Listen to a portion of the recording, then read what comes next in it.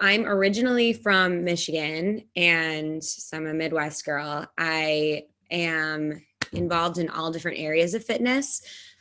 I started actually with a spinning certification, a cycling certification.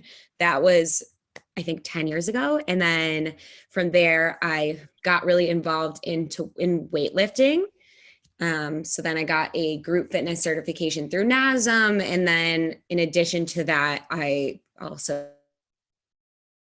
got into Pilates. So it's been all different kinds. I teach weightlifting, Pilates, sculpt, anything with a little high intensity interval training. I like to mix it up.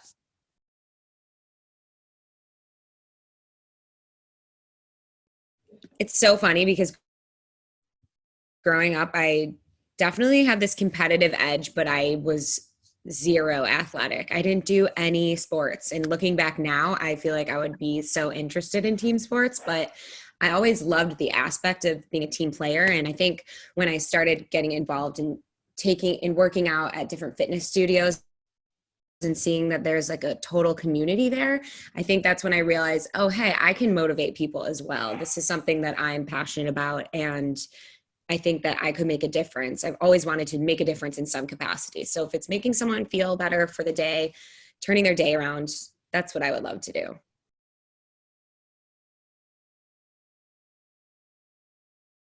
Like I said, the one of my favorite parts is definitely the community. The community is so strong.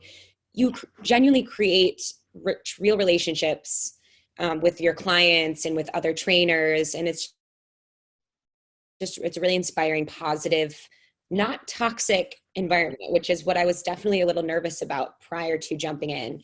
But yeah, it's very positive and people are here to help you out and support you.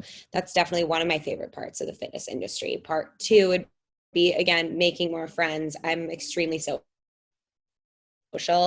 and I always, everyone says like I can befriend literally everyone.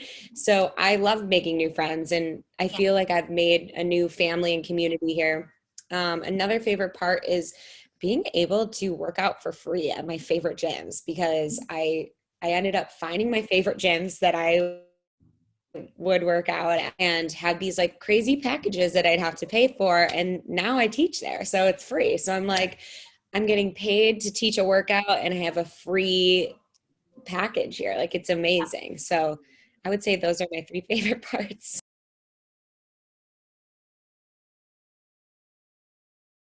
I think some of the struggles have to do with if these clients that come in like or dislike your style. I mean, you're always going to have people that don't like what you, and at first I think it comes as like a personal attack, but putting yourself in their shoes, not everyone's going to like what every single teacher does. So you kind of just have to be open to feedback and really just not take it personally. If someone has a complaint, you have to really, again, be open to the feedback and take it in and learn from that experience.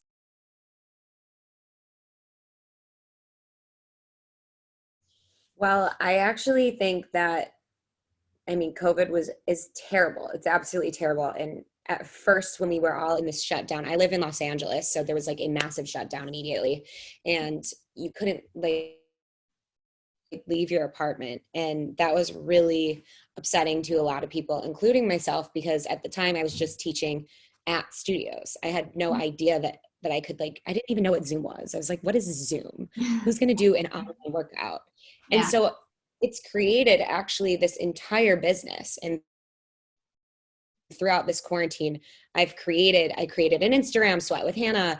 I started to create my own workouts. I'm in the middle of developing a website and creating on-demand videos and having live packages for people, have all these private clients that I didn't have before. It's just really actually opened a lot of doors. So I guess the positive way to look at things is when you think you absolutely can't do something, pivot, because there's always going to be an open door and you just got to run through it, because now it's just like endless possibilities. So closed-minded people just stayed and gave up, didn't want to work out, but all the open-minded people have just launched businesses. So I Yeah. would say COVID was a terrible, terrible thing, but it also taught us a lot of lessons.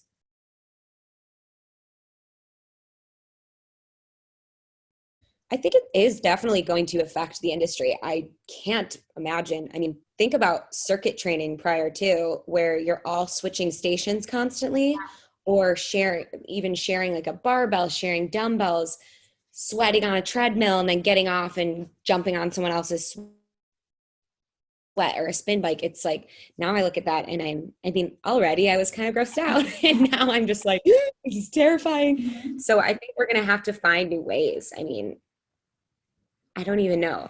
The hope is that in a few years, we can look back and be like, that's not going to happen again and not be so horrible to share equipment. But at this point, I don't know. Again, this industry has already learned that they have to pivot. So it's going to just be a continual pivot.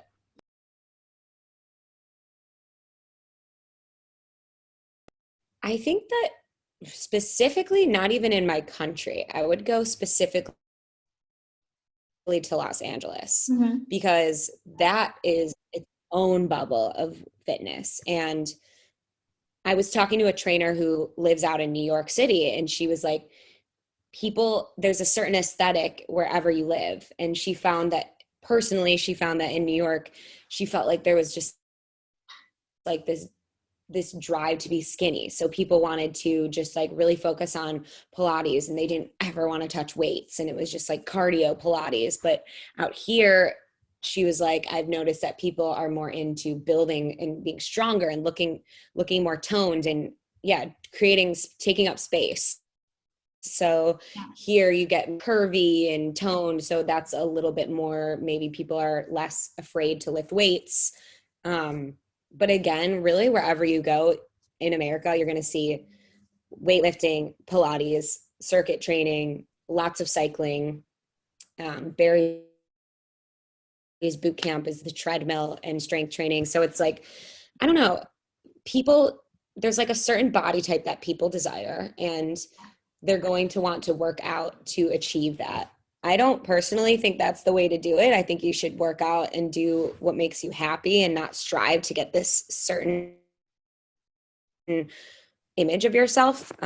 It's about building confidence. So I would say like the trends and the mentalities here is really like what can you handle? What workout do you actually enjoy doing? Hmm. So, and it changes. Everything's super trendy.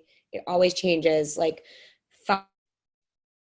5, 6 years ago, spinning was the coolest thing ever. It was like everybody wanted to be a cycle instructor and everyone wanted to go on the bike. And now it's like everyone wants to start to lift weights because you realize that women can't, they're not going to bulk. If they do that, they'll just get stronger. So the trends constantly change. You just have to keep up.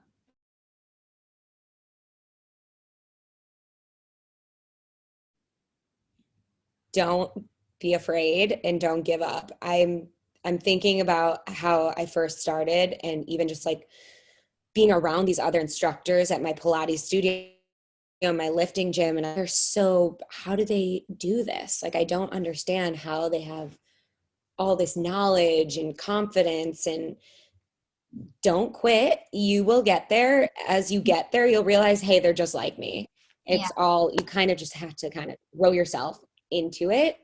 And, and yeah, just don't be afraid because you're going to be the only person stopping yourself. No one else is going to stop you. Just keep going and keep practicing, learning, taking in feedback.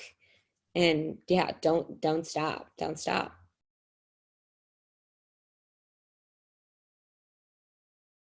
Just seeing people immediately feel there's like a shift in energy from when they first walk into the studio Hmm. versus when they leave. Because I personally know that a lot of time I use exercise as medicine. Like when I'm feeling anxious, Yeah.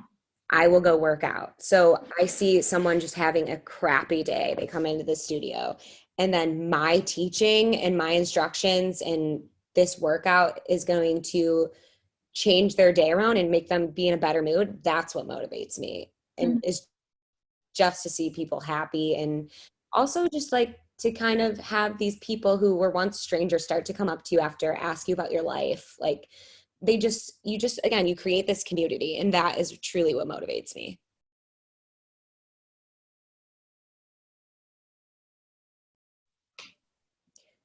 There are so many. I don't know how to narrow this down. I would say on a personal level, I would say that my friend Dylan really inspires me. She is such a boss. She's a CEO. She runs her own business. It's a weightlifting gym. Thing that, like, if you look back a few years ago, and even now, people are still afraid, women in particular, to lift weights. And she is a boss. She created her own business. She has a family. She does it all. She's just totally an inspiration to me. And I would also say a bunch of my fellow trainers at Carrie's Pilates are so inspiring. Lindsay Herod created an entire empire on social media and has a massive following. And Danielle is so awesome. Like, I could just go on and on about all the trainers. Yeah. But yeah, again, I really can't pick one. I can't pick one. That's okay.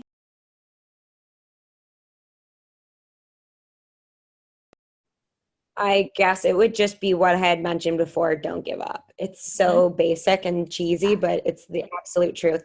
Consistency is key. If you just keep going, you will see results. Yeah. You can't cram in. You can't cram in workouts for 2 weeks and expect to see a change physically and mentally. You have to be consistent. So Right. consistency over perfection, maybe.